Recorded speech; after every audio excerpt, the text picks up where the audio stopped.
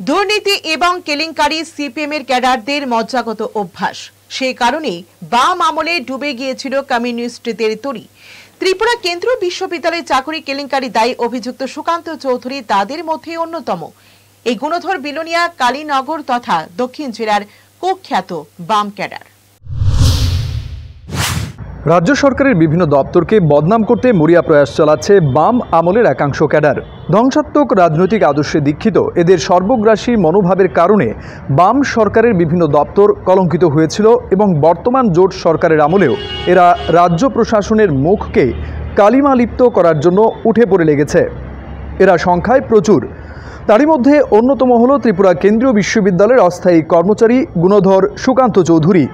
ইতিমধ্যেই চাকুরি কেলেঙ্কারির ঘটনায় এই গুণধর কালিমালিপ্ত করেছে ত্রিপুরা কেন্দ্রীয় বিশ্ববিদ্যালয়ের সম্মানকে।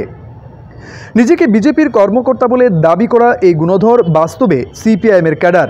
তার বিরুদ্ধে অভিযোগ, ত্রিপুরা কেন্দ্রীয় বিশ্ববিদ্যালয়ে চাকুরি দেওয়ার নামে 2 লক্ষ টাকা করে সে ঘুষ নিয়েছে, যার কারণে আমতলী থানা থেকে সুনির্দিষ্ট অভিযোগের পরিপ্রেক্ষিতে গ্রেপ্তার করা হয়েছে তাকে।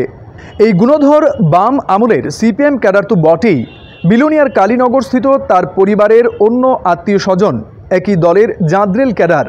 বাম জামানা থেকেই এদের নানা কুকীর্তি। সূত্রে জানা গেছে, সাধারণ মানুষকে ঠকিয়ে তাদের সর্বস্ব লুটে নেওয়া এদের পুরনো বদভ্যাস।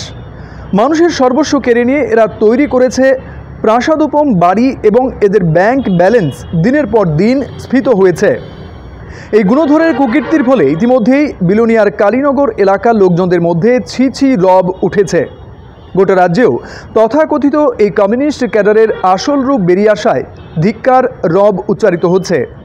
ঘটনার পরিপ্রেক্ষিতে প্রতিক্রিয়াশীল মহলের অভিমত, সিপিএম ক্যাডার আর যাই হোক, এদের কৃতকর্ম থেকে এরা কখনোই শিক্ষা নেয়নি। এরা যেখানেই ছুটে গেছে, দুর্নীতি কেলেঙ্কারিকে প্রমোট করেছে এবং ধ্বংস করেছে সেখানকার সুষ্ঠু সুন্দর পরিবেশ। Bureau report, headlines, Tripura national. এই বিষয়টি নিয়ে আরো বিস্তারিত জানবো। টেলিফোন লাইনে রয়েছেন বিলোনিয়া থেকে আমাদের প্রতিনিধি অভিজিৎ ভট্টাচার্য।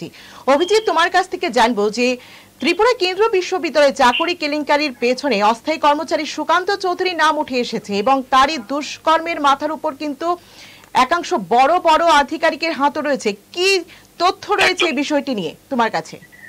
দেখো, সুকান্ত চৌধুরী তার জন্ম এবং পড়াশোনা সবকিছুই বিলোনিয়াতে। বিলোনিয়া কালীনগরে এই সুকান্ত চৌধুরীর বাড়ি। ওনার বাবা অরুণ চৌধুরী বিলোনিয়া কলেজে একজন করণিক ছিলেন। দীর্ঘ বছর উনি চাকরি করতেন, যদিও তিনি এখন প্রয়াত। তাই ওনার সম্পর্কে বলাটা ঠিক নয়, কিন্তু ওনার সুখ্যাতি সেই সময় কলেজে যারা পড়াশোনা করতেন বা কিভাবে কাউকে পাস করিয়ে দেওয়া থেকে শুরু করে একজন কেরানি হিসাবে সেই সুখ্যাতি কিন্তু ওনার রয়েছে। তো সেই সুবাদে ওনারই ছেলে যে সুকান্ত চৌধুরী এবং আরেকজন ছেলে আছে পার্থ চৌধুরী। এবং যদি আমরা দেখি ওনাদের গোড়া থেকে, তো ওনারা একটা বাম ঘরানার লোক এবং ওদের মূল রূপটাই হলো সিপিএম এর। এবং সুকান্ত চৌধুরী এক সময় কলেজে পড়ার সুবাদে সে এসএফআই এর একজন সক্রিয় সদস্য ছিল। তারপর ওনার ভাই সক্রিয় রাজনীতিতে, সিপিএম এর সক্রিয় রাজনীতিতে রয়েছে এবং 10,330-এ চাকুরি পায় এবং সে চাকুরিও সে হারায় 10,330, যেহেতু সে ছিল। বর্তমানে বিলোনিয়াতে একটা প্রাসাদ প্রতিম বাড়ি করেছে, কিন্তু এই হঠাৎ করে এই অর্থের কোথা থেকে যোগান এলো সেটা সবারই অজানা। তো সেই লোকমুখে সেটা কিন্তু চলছে যে হঠাৎ করে কি করে এত মানে প্রাসাদ প্রতিম বাড়ি তৈরি হলো সুকান্ত চৌধুরী এবং তার ভাই যে পার্থ চৌধুরী।